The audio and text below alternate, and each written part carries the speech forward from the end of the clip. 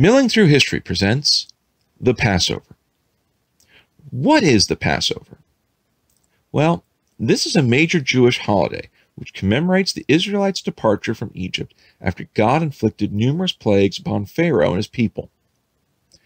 According to the book of Exodus, the angel of death passed over Egypt and killed the firstborn sons of the Egyptians, while sparing the Israelites and their firstborn sons. As it is explained, when the Israelites were told of the final plague that God planned to inflict upon the Egyptians, they sacrificed lambs and then, taking the blood of those lambs, painted their door mantles with it, and thus the angel of death would pass over their homes, sparing their people. With the death of the firstborns, Pharaoh would then eject the Israelites from his kingdom, wanting to end God's wrath upon the Egyptian people. After 40 years of traveling through the desert, the Israelites would go to Canaan, where, after years of warfare, they would establish themselves and their kingdom. And Solomon would build the great temple. Now, it was during this time of the temple that Passover became one of the three major pilgrimage events for the kingdom of Judah.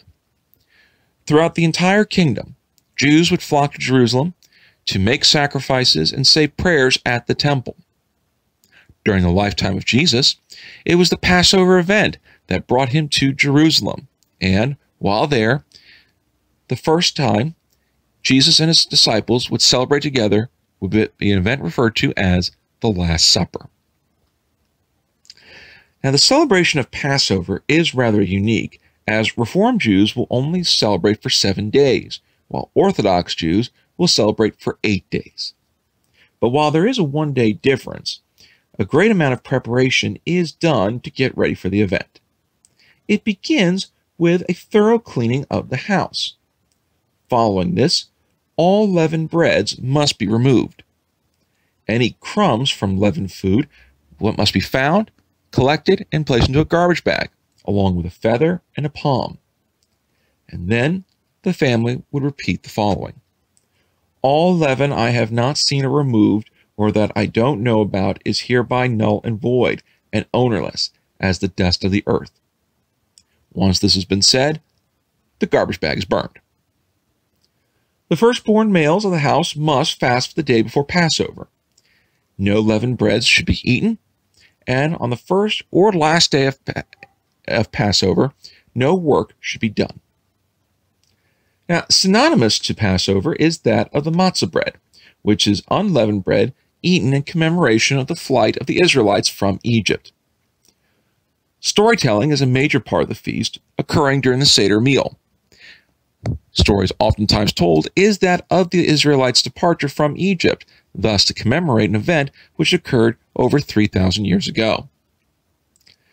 The Seder meal is celebrated on the first or second night of Passover, and has 6 dishes attached to it.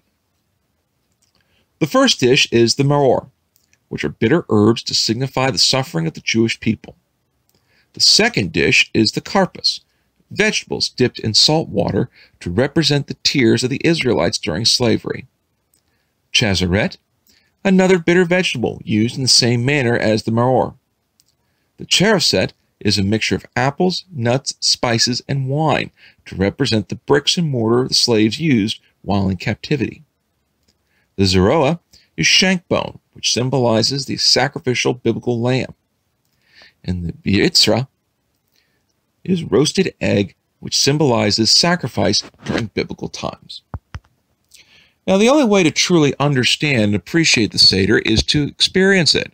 And so, if an opportunity ever were to arise which would allow you to go to a Seder meal, take it. This is an opportunity to learn more about different religions and different cultures, and to have a better appreciation of how so many of the things that we take for granted today are oftentimes rooted within religion itself. Now be sure to like, share, and subscribe for future episodes of Milling Through History, and leave your comments below for future episode ideas. And be sure to take a look at our suggested reading page.